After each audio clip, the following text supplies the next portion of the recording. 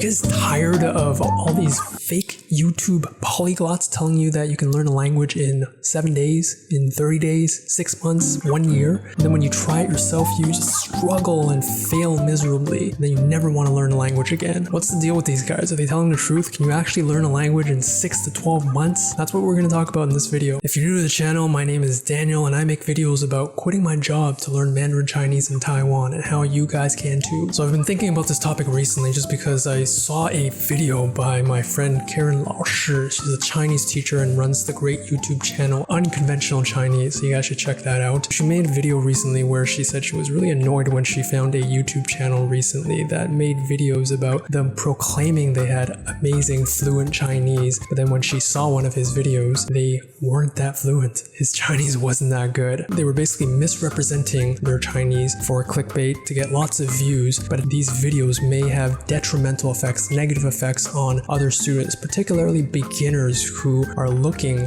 for good examples. And this might give them a false expectation of how fast you can learn a language. But then when they try it and they can't do it, they might feel defeated, feel like they're not enough, they're not good enough. They might feel like they have imposter syndrome. And I totally get this. It's like an obese person trying to teach you how to lose weight. It's like, no, why? I want to learn from someone who's actually done what they're claiming to teach. And so same with languages. If you're misrepresenting your skill level, then no, yeah, bro, no, I don't want to learn from you.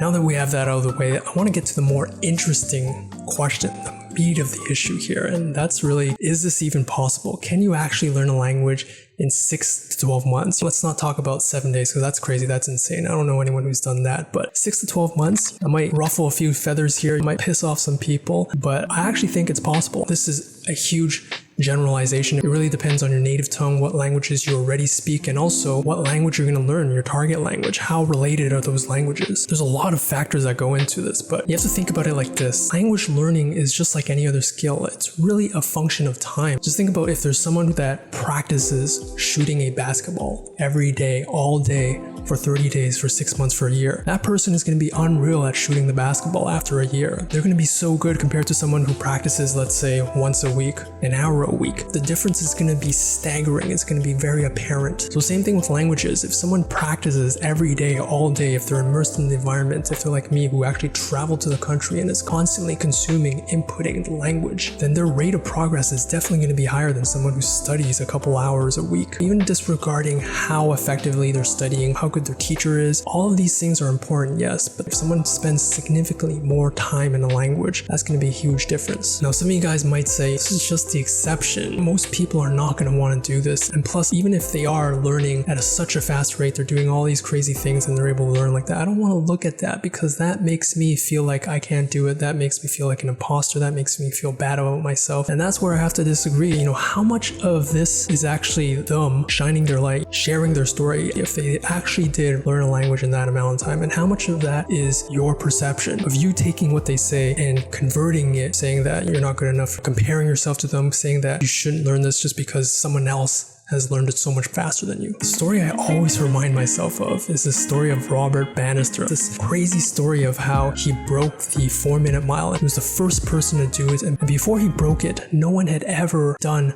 anything even close to 4 minutes. But after he broke that record, significantly more people were doing it after him, breaking his record again and again. Seeing an example of someone doing something is huge for other people to get inspiration, to be motivated. I'm sure tons of people, when they saw this guy running and breaking a 4-minute mile, might have been like, oh man, this guy's so gifted. He trains so much. Like, who would want to do that? And they might be demotivated. They might compare themselves and be like, that's not me. They might feel like an imposter. But as you guys just heard, there were tons of people that were actually motivated and inspired by his story. And this happens all the time with me. Whenever I see someone who does something amazing, even though it's an exception, it doesn't matter. It's inspiring. It's motivating. It shows me the dedication and how much time and effort they actually put into it. And that motivates me. And that doesn't mean that I have to completely copy what they did, but it's just a data point. It's something that I can use to motivate myself when I'm feeling down. It's something that shows me that it's possible. Now we can talk about whether this is even worth doing. Is it actually worth it? That's the $1,000,000 question. Everyone is different. Everyone has their own goals, their own responsibilities. Maybe you have to work. Maybe you have to take care of your family, your kids. Maybe you have financial struggles, responsibilities, obligations. Not everyone is going to be able to quit my job like I did and travel to a completely different country, drop everything and start immersing myself into the language. I was extremely lucky when I got to that completely new country. The first couple days I met a great friend, a local in the language, and after that we hit it off. We started talking every day. We started playing basketball, started eating dinner, and every day I would spend most of the day studying, talking to language exchanges. And even when I wasn't studying passively, I would be listening to podcasts all the time. Again, this is not normal, and a lot of people, they're probably not going to be interested or not going to be able to do that. And here's the point. It doesn't mean that you're not good enough just because you can't do it or you don't want to do it. Language learning is not a competition. For example, if you're playing pickup at the local park, Michael Jordan is an inspiration to everyone, but not once do any of those players think, oh no man, Michael Jordan, it's a shame, I shouldn't even play in this park. We're nowhere near Michael Jordan's talent. What's the point? I'm never going to be as good at them, so maybe I should just stop playing basketball. Even though you love basketball, you love playing basketball, and you just love playing for fun. Do you see how weird that sounds? And that's the exact same with language learning. It's really not a competition. Just because there's these people that learn super fast and they put in a lot of work and maybe they have a natural talent, that doesn't say anything about you. I'm a competitive person. When I see examples like this, I'm super motivated. I'm super inspired because that shows me what is possible. It's not a competition, but you can still be competitive and you can still use these stories to inspire you, to motivate you. What do you guys think? Do you guys agree with me? Do you guys completely disagree with me? If you like this video and you want to learn more about how to learn Chinese, you can check out the video I did about how I learned Chinese in Taiwan. I'll see you guys next time.